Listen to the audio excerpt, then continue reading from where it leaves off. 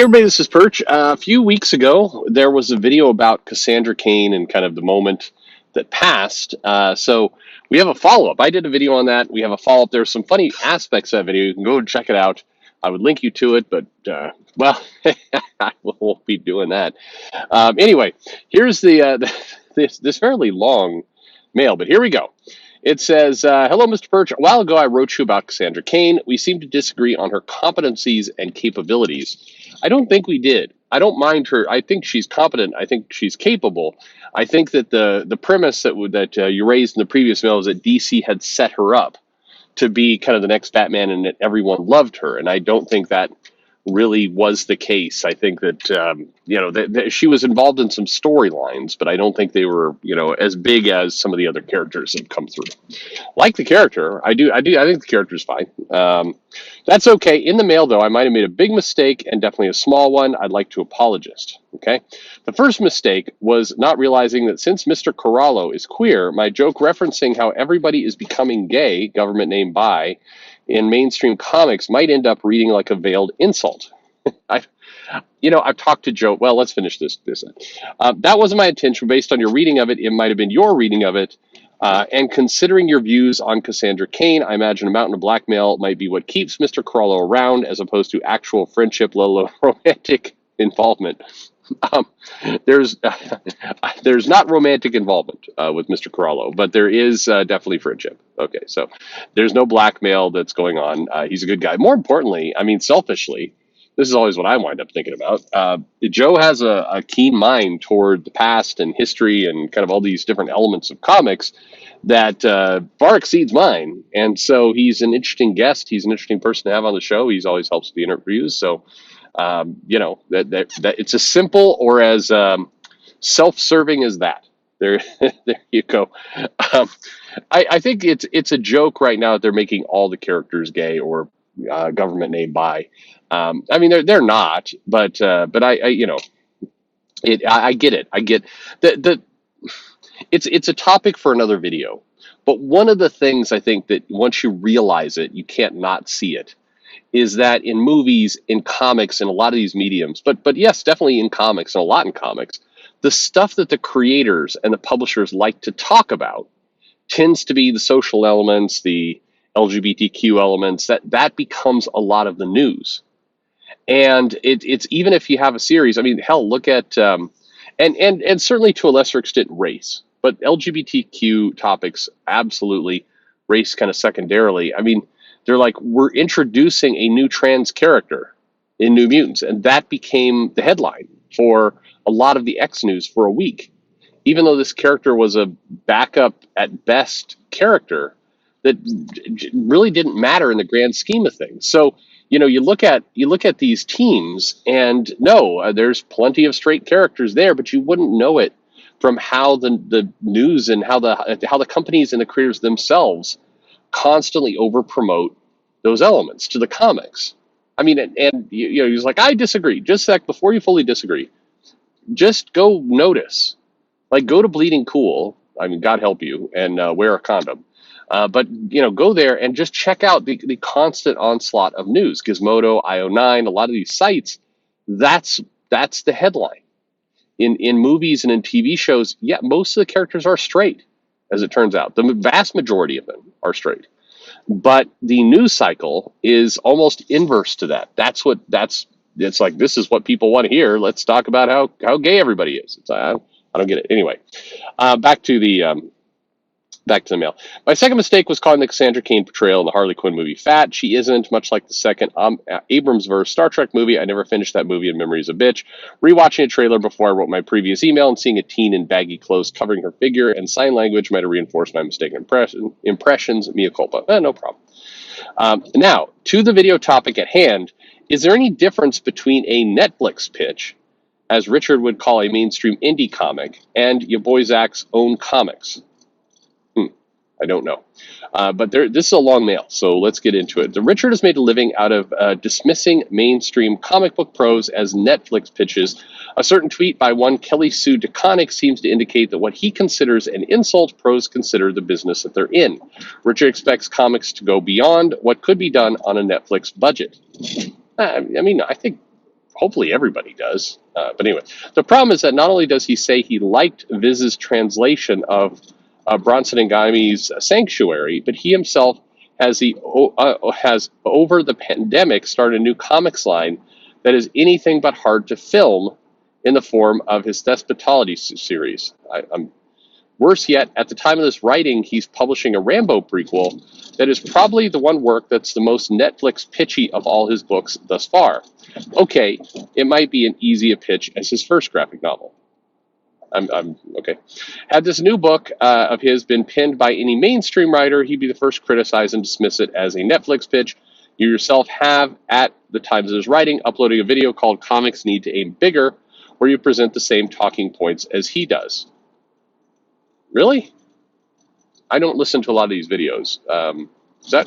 The point of the comics need to aim bigger is that it's mainly I talk to a lot of creators who are like, hey, I'm just hoping to get by because comics can never be big. That's their quote, not mine. It's theirs.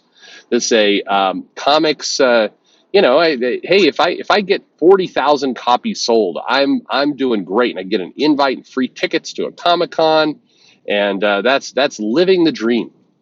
And I'm like, no, living the dream is being Mark Miller and buying a pub and being able, and who is doing Netflix pitches, but is a millionaire doing it. That's, aim to crack the world, aim to have characters that are going to be remembered after you're dead.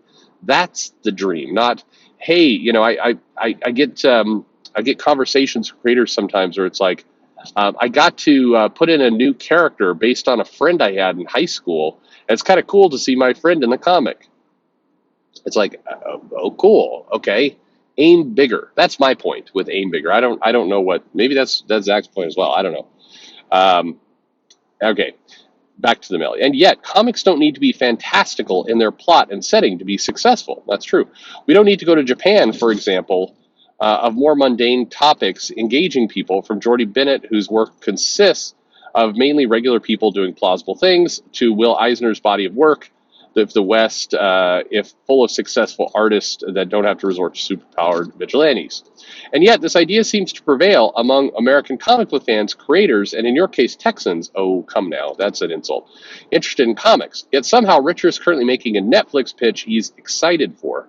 He loves comics, so he's doing his best, but from an outside perspective, I see no difference between a sincerely made comic that can serve as a Netflix pitch because of the topics, realism, and veracity it deals with as a cynical one, and that only exists to be one where the author intentionally limited themselves to what would be cheaply filmed. Okay. Am I wrong? Is there a difference? Because any good writer could probably produce a great Netflix pitch if they needed to. I disagree, but that's okay. Even if they would have rather done something else. After all, most Renaissance pieces were works for hire for rich and famous of Italy, and not what the artist really wanted to do. Art being served for the artist fed first and foremost. Artist served for getting the artist fed, and I'm reading this like just butchering the shit out of this. The artist's vanity was secondary, and love for a topic will not produce a masterpiece if the person attempting its creation lacks the needed talent. No attack on Richard, a European viewer. Okay, there's a lot. Everybody's going to have different definitions for these terms. So for me, a Netflix pitch, I don't see any problem with a Netflix pitch. To me, the problem is if you're talking to the creator and the creator says something like, I am hoping to get the fuck out of comics because I hate them, because they don't pay, which I get that part, but I hate the whole the whole thing, and what I'm hoping to do is gain contacts at Netflix, or they brag, and I know one particular creator who's absolutely lost her mind, who constantly goes on about, I got an agent who has a foot in the door at Netflix and Hulu and some of these other services. And so the goal, to me, the Netflix pitch is less about the comic, and it's more about, I want to get out of comics and get to something better, and I'm only slumming it here in these comics for now, but eventually I'll get to a better job. To me, that is the people who, I guess, are writing for Netflix. They're writing to get a different job. That irritates me, because I think you should try and do the best you can with where you're at. In terms of the comic, I mean, if and the other part, I guess, is what I would define as a Netflix pitch, which may be closer to your definition. There is writing it in such a way that it feels like it would be kind of episodic in how it would be filmed. Brian Michael Bendis, in his book, talks about writing comics this way, of writing them so they can be easily translated. Not necessarily because of the money, but because of it fits to a season, and you don't really care about the long-term characterization or consequences. You don't get into thought bubbles. You don't get into character development because in a one season of a show you have very minimal character development. And so it's writing that way. And several creators have talked about thought bubbles, and getting into what the character's thinking is problematic for Netflix and movie adaptations, because you can't, they haven't figured out a way you could easily have the character thinking. Now, I totally disagree. There's such a thing as the monologue voice going on while the character is going about their business, which several great movies have done successfully. So I think you absolutely can, but be that as it may. I don't think that the movies or the comics need to be like, and now we're going to break the universe. I do think, you should be unrestrained in your creativity as a creator to do whatever the story calls for. If you're doing a story about like a gritty spy thriller, then yeah, have great action sequences, do what you need to do in the comics. You don't need to be restrained by kind of these huge sets or these huge formats that might be expensive or difficult to film. But obviously don't have your gritty spy thriller involve the character going to a parallel dimension and flying off into space and battling eternity or anything. You don't have to do any of that shit. So to me, it's not the fantastical setting. I think the comic book should, the writers and artists should see this as a benefit, that they don't have to be restrained by things like, budget. More importantly, though, I think the cool part about being a comic writer is that your actors can't quit on you and they can't age on you. So you can have Captain America, the same look and feel and house style Captain America, be himself for 60 years and never age. And I think that's a huge benefit. That has nothing to do with money or kind of a Netflix pitch or any of the rest. It's just, because it's a drawing, because it's art, you can control the way the character looks. You can do whatever you want. I think to me, it's just unrestrained freedom. As far as what Zach's doing with his books, I mean, good for him. He's doing a Rambo prequel. That'll probably give him a nice profile and do well for him. So, I think that's fine. Could it be adapted to Netflix? I mean, maybe. I don't know I haven't seen the book, haven't heard about the book, don't know the plot of the book. So maybe, it could be adapted. If it is, then again, good for him. Go get the money.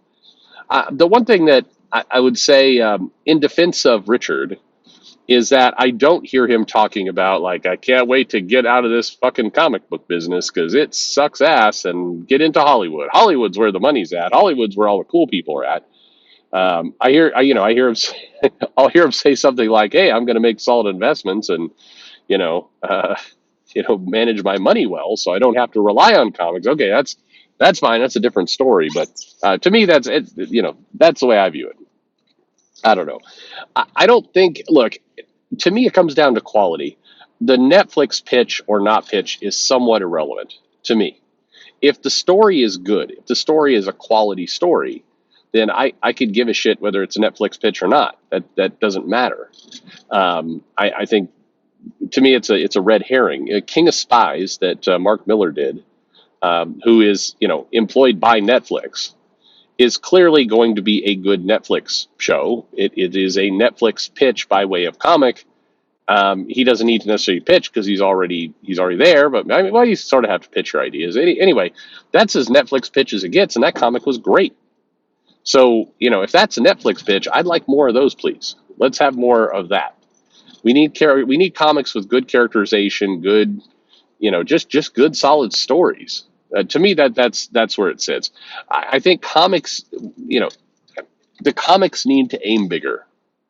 Like I said, it's that I want the people working in comics to have an environment where they're paid, where they're respected, where they like to be there, and where really there are no limits to how far it can go.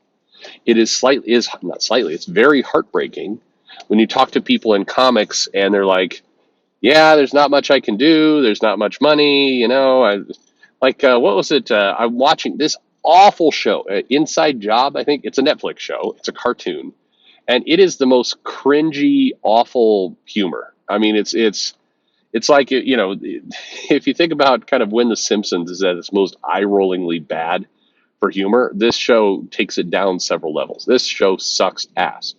So I'm watching this show, and it's just, again, the most cliche shit humor that there is. It is garbage. And it gets you into one of the episodes. This is written by Daniel Kibblesmith. And I'm like, oh my God, fuck me. So here's somebody who's like, comic books are not the place to be.